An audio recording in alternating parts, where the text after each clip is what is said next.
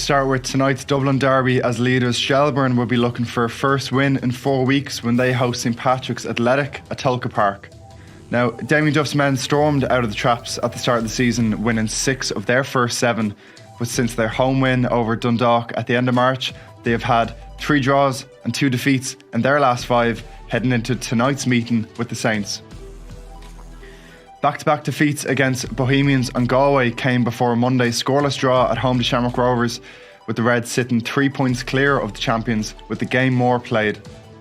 Shels midfielder Shane Farrell is suspended for this one, having picked up 2 yellow cards coming off the bench last Monday. Paddy Barrett is suspended as well. The Reds will be looking for the likes of Will Jarvis, Matty Smith and John Martin to trouble the Saints backline here. Now, the last couple of meetings between the 2 Dublin sides have been close, with the last 5 each being decided by a goal.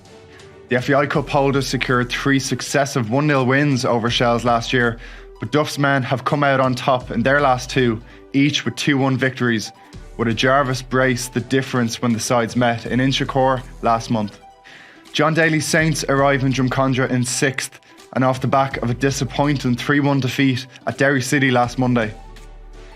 While Shels will be looking to end their winless run here, St Pat's are winless in 3 themselves, and will be hoping the likes of Chris Forrester, Rory Keating and Brandon Kavanagh to threaten the home defence in this one.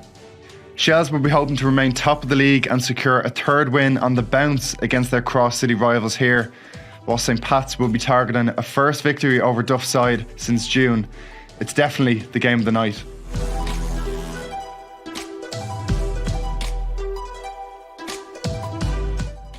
A new era begins at Oriel Park tonight as Noel King takes charge of Dundalk for the first time, marking his first return to the Men's League of Ireland in 21 years. They host an in-form Bows side. His appointment raised a lot of eyebrows last weekend, considering that 2-decade absence from the league. He spoke to the media during the week and revealed that it was a call out of the blue from club owner Brian Ainscough that led to him arriving in Louth. "I didn't apply, it was 100% unexpected," said King, also former Ireland's women's manager and under-21 boss, before he led Shelburne's women's side to league and cup success in recent years.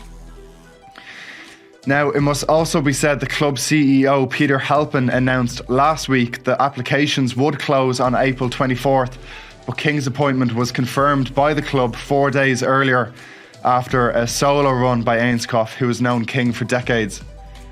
After a mixed reaction to the news, to say the least, the 67-year-old has a big challenge on his hands here to lift Dundalk off bottom.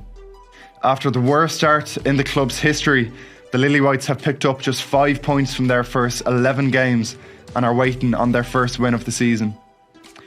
King's side welcome an in-form Bows to Oriel, with new boss Alan Reynolds overseeing a turnaround in form with 4 wins in their last 5 games, and that run has taken Bows up to joint 2nd, 3 points off top with a game in hand. Now, Dundalk will be hoping the new manager bounce can work its magic again here, but Bows are strong favourites for this one.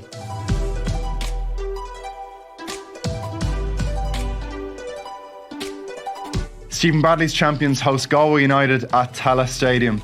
The Hoops secured a big 3-1 win up in Derry City last Friday before Monday's draw at Tolka, with striker Aaron Green in good form with 4 goals in his last 3 starts.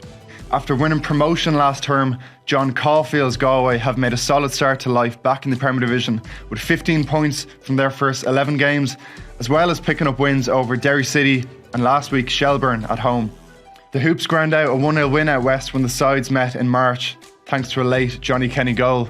But with Galway coming into this one with 3 clean sheets in a row, if they are on it in Tallaght here, they do have what it takes to make life difficult for the champions. Elsewhere, Drogheda United host Sligo Rovers after John Russell's side emerged 3-1 winners when the sides met in March. Drogheda sit in 9th, having picked up just 1 win in their opening 10, while Sligo sit 6 points ahead of them. The Bit of Red come into this one without a win in 4, but they would be made to work for it here, with the Louth side holding the likes of Shels and Derry to draw at home this month. Derry City travelled to Waterford in the final game of the night, having bounced back from Friday's 3-1 defeat to Rovers with a 3-1 win over St Pat's on Monday.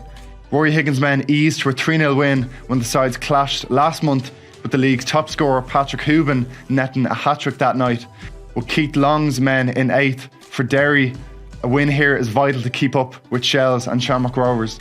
We'll have our usual post-match review after Friday's games, and you can find that and much more reaction across the weekend on the Irish Independent's website.